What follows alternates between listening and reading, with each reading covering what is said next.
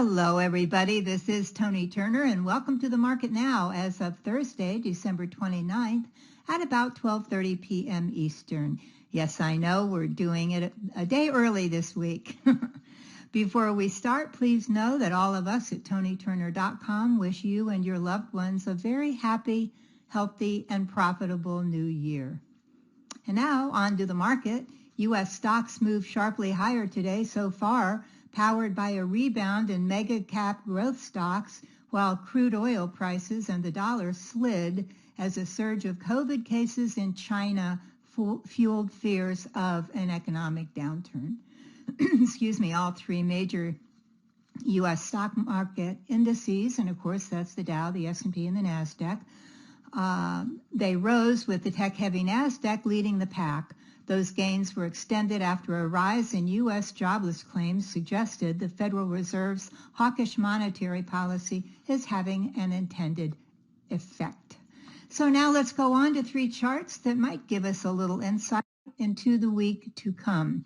As we always do, we're going to first look at a daily chart of the S&P 500 SPDR, symbol SPY. As you all know, this is the exchange-traded fund that closely follows our S&P 500 index and kind of gives us a guide to the market's mood and manner. Now, when I captured this chart today, the SPY was trading at $383.77, or about $38.37 on the S&P 500 today. S&P 500 itself. Trading at $383 and change, it is still 20% below, and that's just been teetering on the bear market, because if an asset goes 20% or more below its all-time high, then it's considered to be in bear market territory. The SPY is just tiptoeing along the top of that. And that's back from the SPY's all-time closing high on January 3rd at $477.55. So for the past two weeks here, we can see that the SPY has just been wandering below the green line, the 50-day moving average. Of course, it's been wandering sideways along this low. We know it's trading below the 200-day moving average. We've talked about that a lot in the last few months. That can be a powerful indicator. And we know that except for a few short spurts last month, the SPY has stayed below the 200-day moving average, which is a long-term trend kind of indicator. It stayed below that basically since last March. We see here that it's also right now below the red line, the 20-day moving average, also below the important green line, the 50-day moving average. A lot of professionals in the market use the 50-day moving average as well as the 200-day, but they certainly use the 50-day as an indicator. And when price is trading below it, it's bullish certainly to them, or bearish certainly to them. Now, we know it's been trading below the 50-day, again, for a couple of weeks. It managed to pop up Wednesday of last week up to 387.41 to the 50-day, hoping it could get over it, but could not do so. And the move was short-lived, and it fell back down into its consolidation. Now, we know that the consolidations always break out to the upside or downside, one way or the other. We've got a low here of 376, so that's our line in the sand here, 376. To break higher, it definitely needs, moving up to the 50-day is okay, but it needs to move over the 50-day to be bullish again. Of course, if it rolls over and breaks 376, then we'll probably see another leg down. So fingers crossed in the coming week, the SPY can move up and above the 50-day, which is coming in now at $388 again and 77 cents. That's the 50-day moving average. The 20-day, as we said, is over that. So please, for everyone who's bullish, we ask the SPY to stay above 376 and move up above 388 in the coming week. Okay, let's look at our next chart here is a daily chart of the Invesco QQQ, symbol QQQ. This ETF represents the NASDAQ 100, which of course is a major index in the market. We have all those big momentum stocks in the NASDAQ market: Apple, Amazon, Microsoft, Alphabet, Meta, Tesla, that whole group. Now, we know that, and you can't see it on this chart, that the Qs made an all-time closing high on November 19th of 2021. That was the all-time closing high. It hasn't been able to get back up there yet, and that all-time closing high was at $403.99. Now, when I captured this chart today, the Qs was trading at $266.78, and that tells us that the Qs are still in bear market territory at 34% below that all-time closing high back last November of last year. Now, Wednesday, we know that it gapped down here. We do have a little bit of good news here. We know that the QQQ gapped down for the yearly low down here on October 13th. It gapped down to open at $255. Then we were like, okay, that's good. It made a higher low at 260 on November 3rd.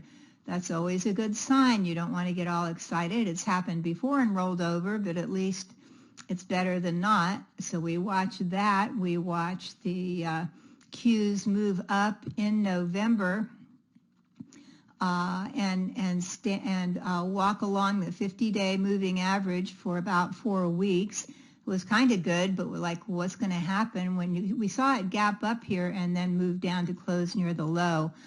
On that day in December, it was like doggone it. And then, of course, right after that, the Qs did a dumpster dive below the 20-day, below the 50-day.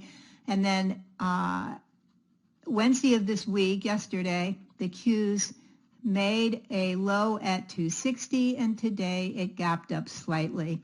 So we've got this 260 line at least acting as support here, and we know that it is actually support on a much longer term chart, and that's a good thing. That's a good thing. So can the Qs hold here at 260, or right now at 266? That is going to remain to be seen next week. Ideally, we want the Qs to get up and make at least 3 closes above the 50-day moving average, which is coming in at 278. If and when that happens, and I've said this before, then I will become more bullish and treat my entries a little differently, and of course maybe add to the share size, but not until. It's just not worth it. There are going to be, of course, traders that are going to short any move that moves higher. And so we do want to be careful here until we get a little clearer vision, and certainly trade with stops. So again, please be careful, and remember that treating your capital with kid gloves is a very, very important thing to do. If you don't have your capital, you're out of the game. So be careful here, and let's watch and see what happens. Okay, our next chart is a daily chart of the iShares U.S. Medical Devices ETF, the IHI. Medical equipment and anything in the medical business is usually, assuming it's a high quality asset, is usually a good place to hang on. And I saw this chart of the IHI today, and I did like it. Holdings include Thermo Fisher Scientific, Abbott Labs, Medtronic, Intuitive Surgical, Boston Scientific. There are 64 holdings.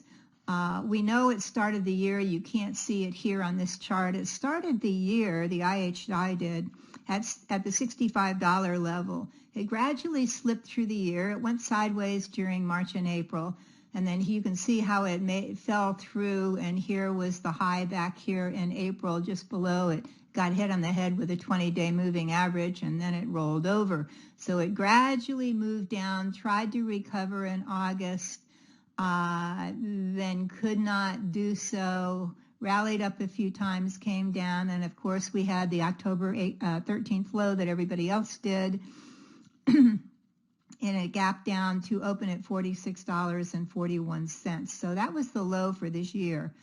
Then it started gradually trying to move a little higher, and it tried to make an inverse head and shoulders, couldn't pull it off or get through it, fell back down again. So now it's starting, it moved back down, in November under the 50 and 20-day moving averages, then popped over the 50-day in November, as you can see right here, and started walking up the 20-day moving average. It walked up the 20-day moving average earlier in December. It popped up to about 54, spent 2 days closing on top of the 200-day moving average, which is a very hard thing for a lot of assets to do right now. Fell back down to the 20 days. So you see it's starting to get into a little rhythm here, a little more orderly. Popped up to 55 in mid-December. Couldn't hold there, fell back down to the 50-day, and now trying to walk up it again. And right now, as we speak, it's trading at $53.11, just over the 20-day moving average, but more admirably over the 200-day moving average. Can it stay there? I don't know. But what I'm thinking here is that I'm going to do, if in the coming week the IHI can remain above the 50-day moving average, and that's coming in at $51.21, if it can stay above the 50-day moving average at $51.21, I will add a small position to my trading portfolio, and I'm going to put in an initial stop here at $50.90. That is, of course, below the 50-day. If and when the IHI can move up and above that last high here, that gap up high at 55, I will add to my position, and of course my stop will be a trailing stop by then. So you may want to keep an eye on the IHI in the coming week. Now, please know, if you'd like to become a more successful trader as you move into the new year, and I think it's a really good time to do this, please check out my trader training programs. You can choose from 10 different programs, online trainings like our flagship program, 7 Steps to Successful Trading. Everybody likes that. And my easy-to-learn strategies that are targeted to swing trading, trend trading, bottom fishing, which is fantastic right now because we are going to hit a bottom here at some point and we want to know how to make the most of it. Of course, for novices, how to read charts is always good, as is 3 winning setups. And again, there are 10 different programs you can look at. Start out the new year by learning how to increase your gains. To see all of my online training programs, simply go to this link on right here on our screen or click on the orange button below. Until next week, Happy New Year. Keep green on your screen. I'm Toni Turner, and this is The Market Now.